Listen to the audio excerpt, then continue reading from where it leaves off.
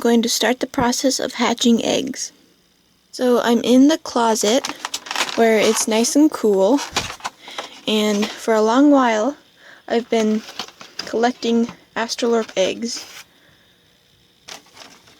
So as I put the ones I've collected today in, let me explain how I've been collecting them.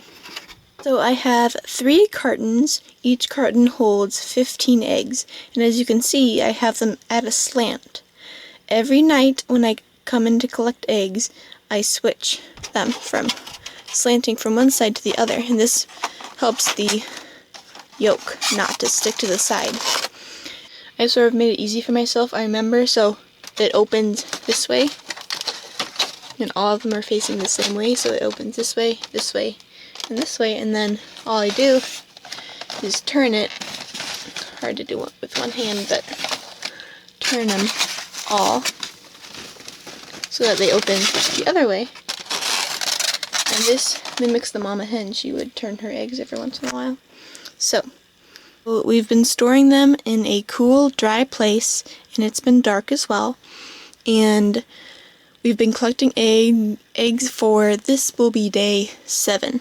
So you can't store eggs for more than a week if you want them to be fertile, is what people have said. So that's what we're doing, and we have 40-ish or more. We have about 40 eggs collected, so now we're going to put them in the incubator and start the process of hatching chicks, and hopefully it works. So we're going to preheat the incubator and then put the eggs in. Been a few days since we put the chicken eggs in the incubator, and it's sort of been crazy getting it set up right. This is a very old incubator, so the temperature and the humidity on the incubator itself, it doesn't read correctly, so we had to buy another, like, an accurate one, and it's sort of been difficult, and we had to move it somewhere else that's not as cool, and it's sort of just, so it's in here now, and all the problems are fixed. It's at the right humidity and the right temperature, and it's staying at the right humidity and temperature, and it's going very good. So all we have to do now is wait until the chicks hatch. Today is 3 days before the chicks can start hatching. So the instructions said that 3 days before the chicks are going to hatch, you're supposed to take the eggs off of the egg turner. So the egg turner is right here, and it would automatically turn the eggs to sort of simulate the mama hen, how she'd sort of move them around all the time. And so we take them off because, like, if a chick hatches in that, it could get its foot stuck or something. So now they're just all on the plastic mesh floor, and then there's a little temperature teller and humidity teller, and you're supposed to increase the humidity from 50 to 55% humidity to the last 3 days are supposed to be 65%. And you've been noticing that in the past 2 days or so, the humidity has been increasing on its own, so we have a theory that the eggs somehow are, like, making it more humid. So we just opened it, so it's like at 69% humidity and it's 95 degrees, but it's supposed to stay up to like 199 to 102 degrees. So yes. So the eggs have been in the incubator for 20 days. Tomorrow will be 21 days and they can start hatching. Did you hear that? And they're starting to cheep.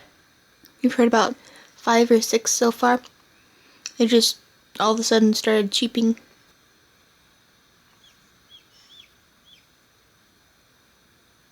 I know you guys can't see, but we have our first 2 eggs that have like a tiny bit of like chip, like a little tiny bit of eggshell has been pecked away by the baby chicks inside. So we have 2 of them that are just barely starting to hatch. So it's night, and hopefully by tomorrow morning we have some baby chicks.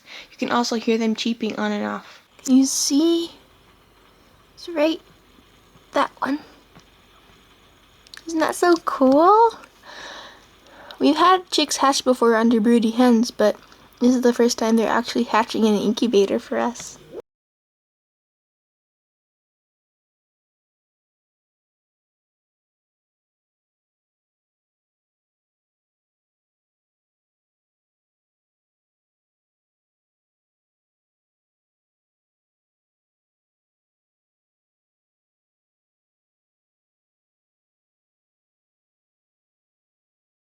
So our first baby chick was just born literally like 5 seconds ago.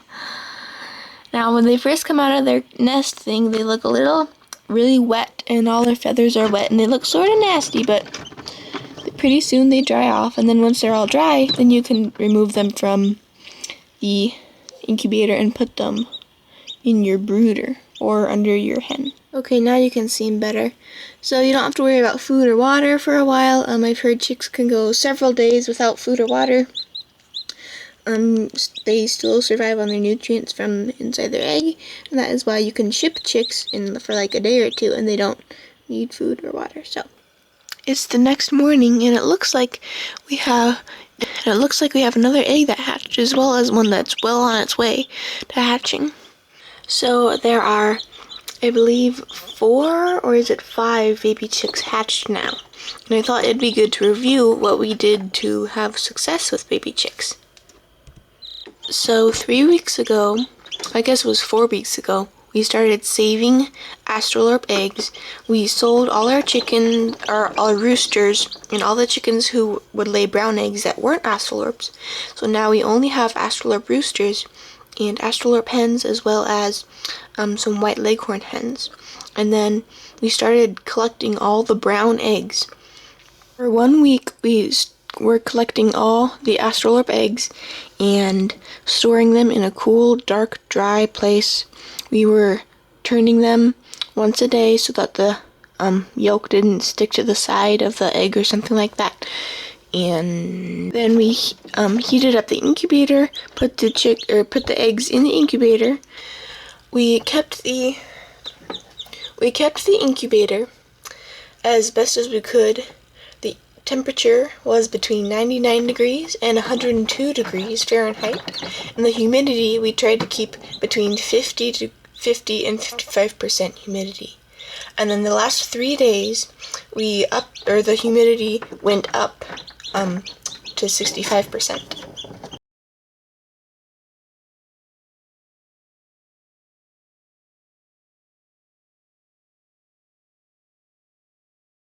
And we also had the eggs on the rotator tray thing, and then 3 days before they were gonna hatch, we took them off. And most of this stuff we read on the instructions of the incubator, but if you wanted to know ahead of time, there you go. I did also want to mention that we hatched these chicks to be mostly for meat. We want to raise Australorps for meat because they will take a long time, longer than Cornish cross, but we can do it ourselves because we have roosters and all that, so just more sustainable and more homesteady. So that's why we have these, but we are going to need to replace some of our old hens because we have some that are about a year and a half or 2 years old, and so instead of buying chicks from a hatchery to replace them, we figured we'd just take some of our meat chicks that are hens and just raise them up as egg layers. So that's a plus about having a dual purpose homestead meat egg layer breed, because you can have them for both. So we successfully hatched chicks in our incubator for the first time. I'm very excited. Make sure to look out for the next video where we are going to try to get some of these chicks to be adopted by our broody hen. She went broody like 2 days ago, which is like perfect timing because we have chicks and we want to put them under her. And so make sure you watch out for that video. Thanks so much for watching this video, and don't be mean to your sibling. Thanks so much for watching this video. I hope you enjoyed it and learned something from it. Thank you again for watching, and I'll see you in the next video. Bye!